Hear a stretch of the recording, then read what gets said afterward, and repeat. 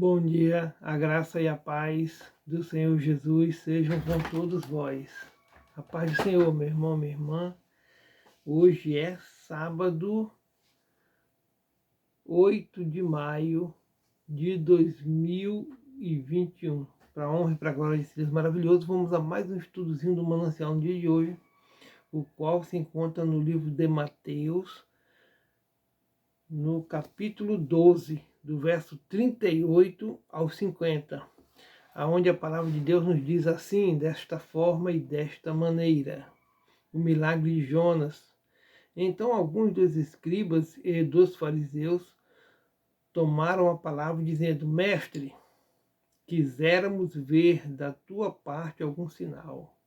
Quer dizer que esses hipócritas aí, né, queriam ver que Jesus fizesse um milagre na frente deles para que eles vissem. Jesus é muito sábio, muito inteligente, muito sabe o que fala, sabe o que faz, como faz, na hora que faz. E olha só o que ele diz no verso 2.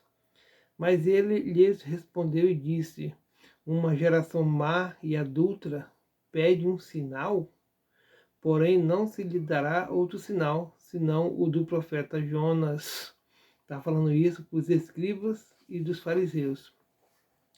Pois como Jonas esteve 3 dias e 3 noites no ventre da baleia, assim estará o Filho do Homem 3 dias e 3 noites no seio da terra. Ele está falando, Jesus está falando no presente lá e no futuro. Quer dizer, da mesma forma que aconteceu com Jonas, vai acontecer comigo quando eu morrer. Eu vou ficar 3 dias morto e vou ressuscitar. Este é o sinal. Mas eles não entendiam. Hoje nós entendemos, porque nós temos a Bíblia para nos ensinar. Mas imagina naquela época, sem um conhecimento assim dessas coisas. Jesus está ensinando tudo novo, com parábolas, né?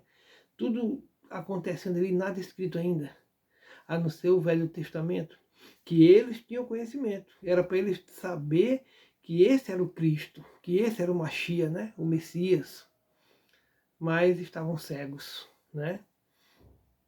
Pois como Jonas esteve 3 dias e 3 noites no ventre da baleia, assim será o Filho do Homem, 3 dias e 3 noites no seio da terra. Olha só, os ninivitas ressurgirão no juízo com esta geração e a condenarão. Jesus está falando assim, os ninivitas, através da pregação de Jonas, Jonas não queria pregar para os ninivitas, queria que Deus destruísse os ninivitas, a cidade de Nínive. Mas aí ele fugiu para o outro lado, foi quando jogaram ele no mar e a baleia engoliu, e Deus o trouxe. Aqui tem vários ensinamentos. Um é que quando Deus tem um chamado na tua vida, mesmo que tu não queira, tu vai ter que obedecer, meu irmão. Porque Ele vai fazer os meios para que você obedeça.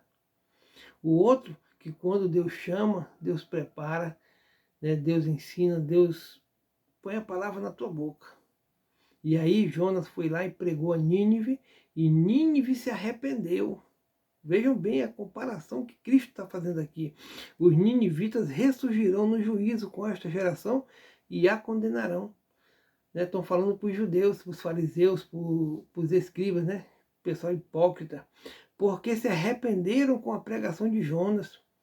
E eis que está aqui quem é mais do que Jonas. Jesus está falando, eu estou aqui, vocês não estão crendo em mim. Jesus está falando na pregação dele, né? Eis que está aqui, que é mais do que Jonas. E Israel fica numa situação muito precária, irmão. Estava numa situação precária. Poxa, não reconheceu o próprio Messias, né? A rainha do sul se levantará no dia do juízo com esta geração e a condenará. Está falando da rainha de Sabá, quando ela viajou muito para ir ter com Salomão, para ouvir de Salomão a sua sabedoria. Né? Imagina, ele está falando aqui que a rainha de Sabá vai se levantar com os ninivitas para condenar essa geração. E ali eles estão tão pertinho de Jesus, podendo ouvir quem é mais do que Salomão, quem tem mais sabedoria que Salomão, quem é o dono da sabedoria. Em vez desse povo se arrepender e aceitar Jesus, não, estão cegos, né? E ele diz assim, porque veio a rainha de Sabá, está lá em 1 Reis 10, do 1 ao 13, porque ela, né, no caso a rainha de Sabá, veio dos confins da terra, para ouvir a sabedoria de Salomão. E eis que está aqui quem é mais do que Salomão, Jesus. né? E quando o espírito imundo tem saído do homem, anda por lugares áridos buscando repouso e não o encontra.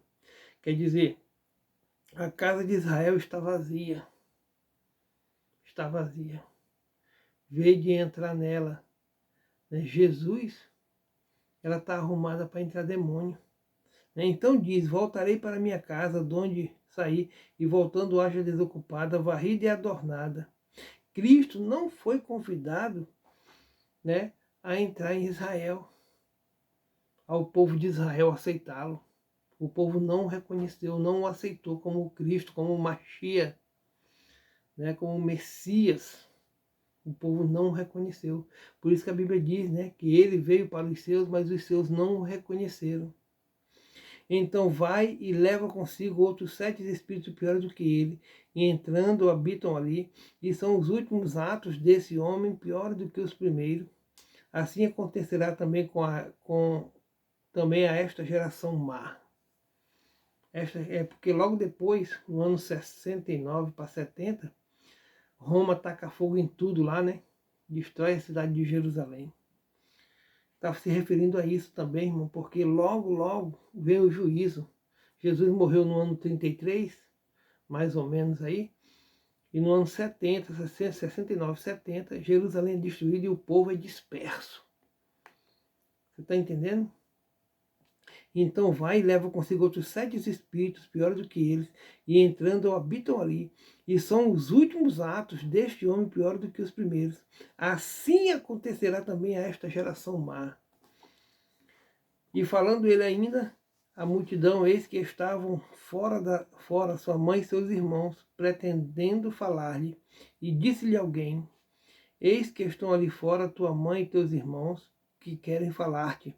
Porém, ele respondendo, disse ao que lhe falara, quem é minha mãe e quem são meus irmãos? Ele não estava sendo rude, irmão. Ele estava pregando a palavra de Deus. Foi para isso que ele veio. Ele estava pregando a palavra do reino, né?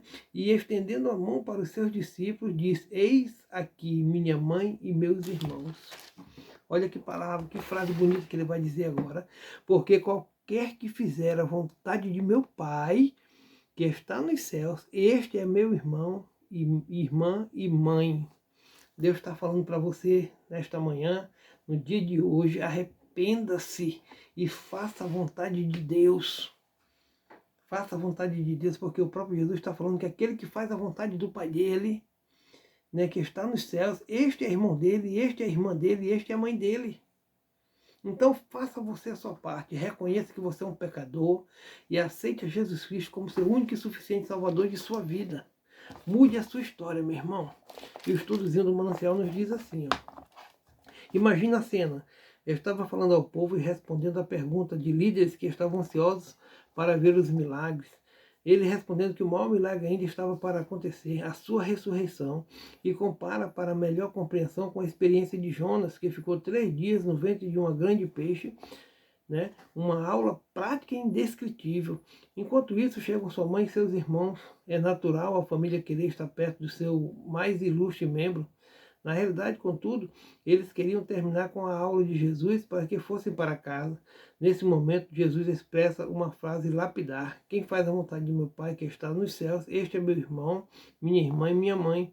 Ele mostrou com essa declaração que Deus é o Pai de todos. Logo, todos somos irmãos, uma família espiritual com o mesmo DNA, o sangue de Cristo, que nos liberta de todo pecado. Costumo dizer que as diferentes denominações são etiquetas dos grupos, mas todos marcados pelo mesmo DNA, o do Salvador, Jesus Cristo. Não é fantástico?